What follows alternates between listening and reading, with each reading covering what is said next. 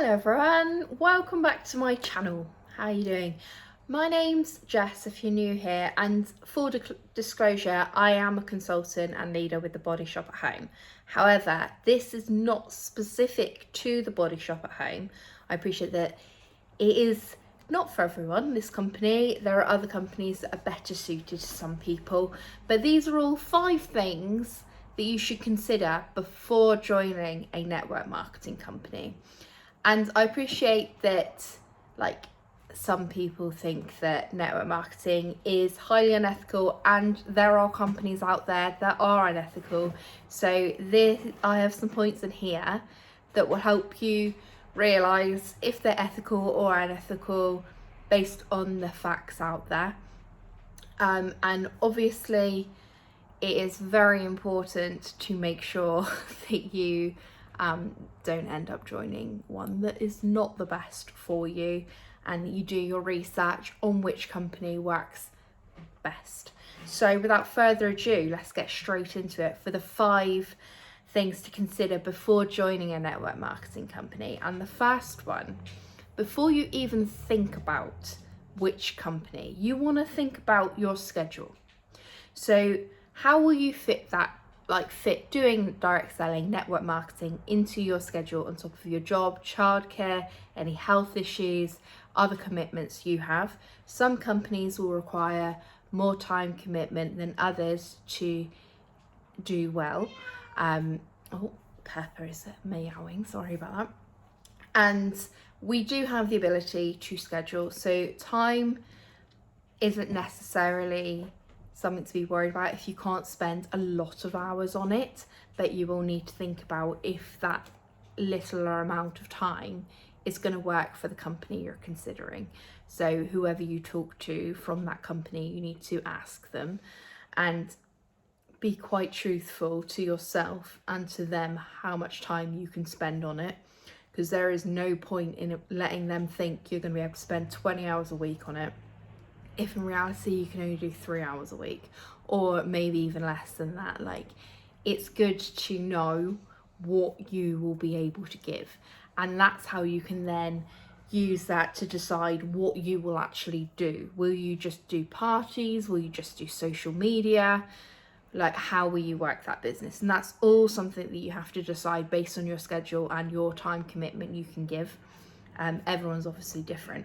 But the second point, I was torn between whether to put this first or second. You need to think about that company's ethics. Now, every Tom, Dick and Harry direct selling company will tell you they are the most ethical company out there. So I've been with The Body Shop at Home for 6 years now, and I have seen other companies. I have friends with other companies, and I've been approached by other companies. But the most important thing for you to know on whether or not the company is genuinely ethical is you can look at if they're part of the Direct Selling Association, which is the DSA. It is the only recognised trade body for direct selling in the UK.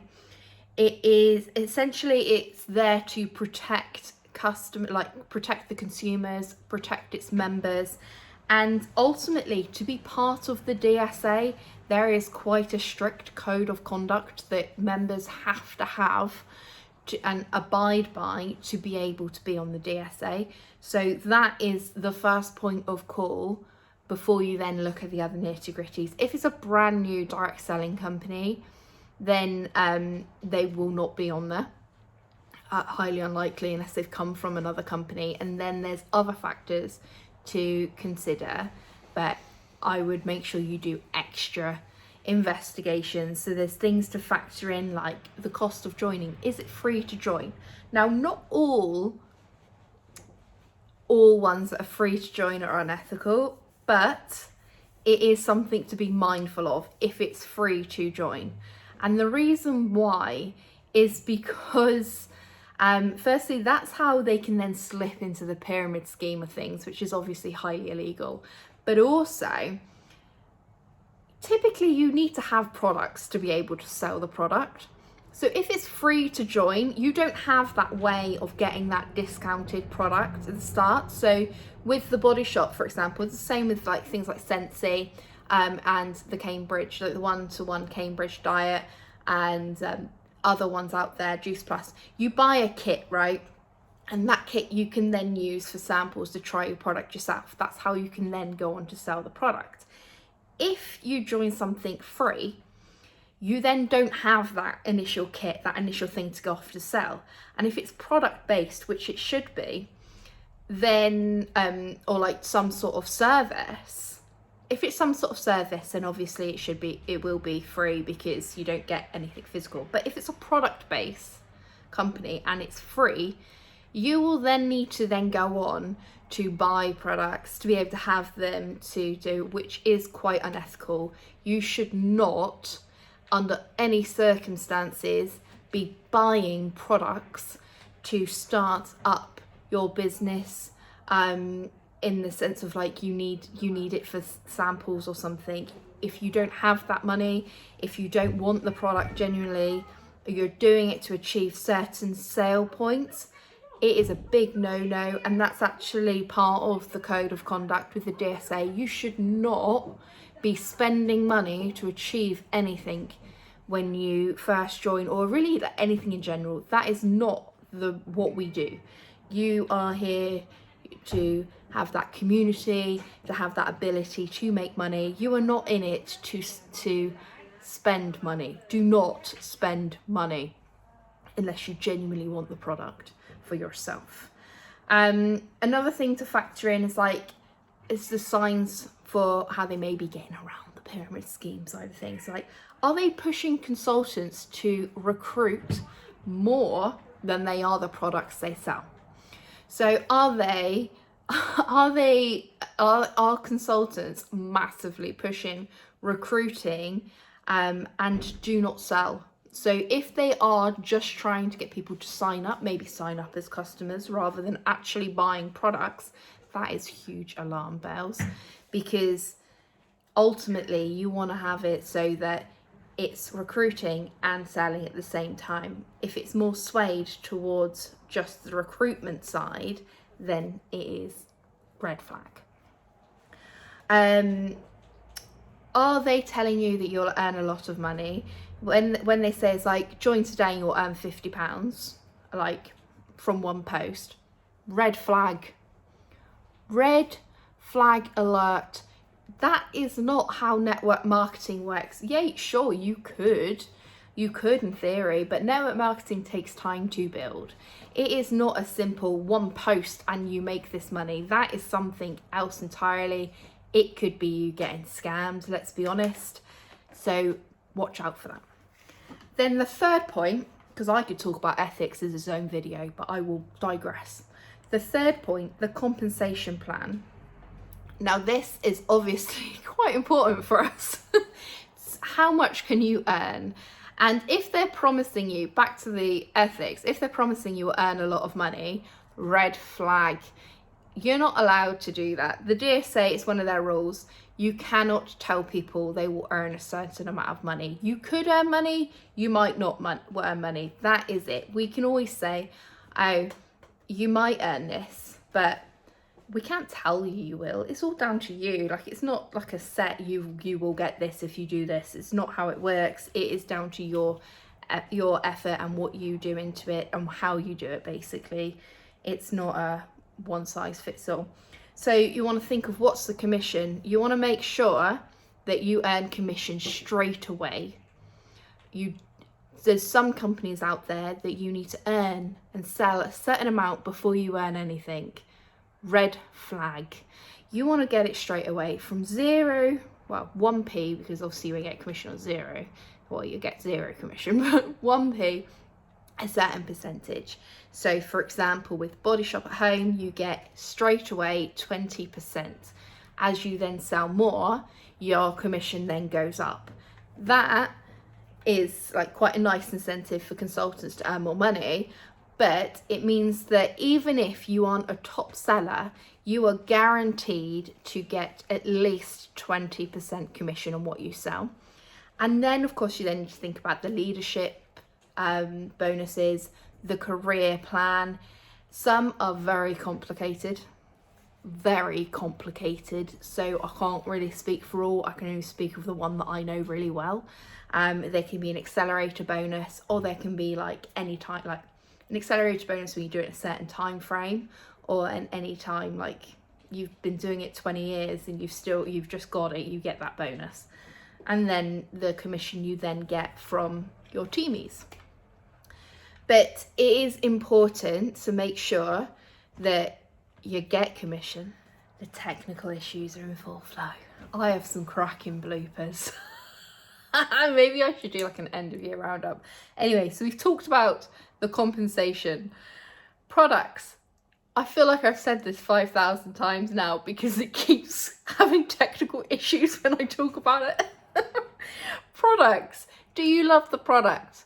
If you do not love the product, you do not use the product, it ain't for you, guys. Like, it is not gonna be something that will work. Like, it's hard to sell something that you don't actually like. Obviously you won't like every single one of the products, like I do. But I do not love every single product that Body Shop does.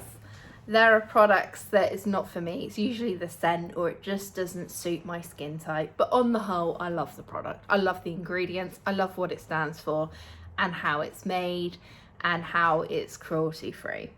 So I love the ethics behind the products. So I can talk about even the ones that I don't like the scents that I don't like, because it's my personal scent choice.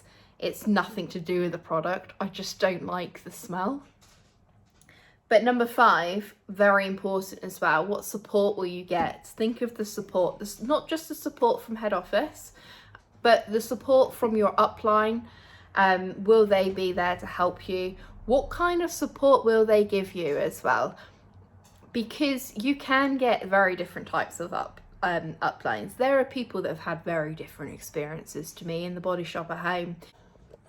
That individual person. So what happened there is my stand that holds my phone, you can even go that or upright, it just keeps deciding it doesn't want us to hold the phone properly.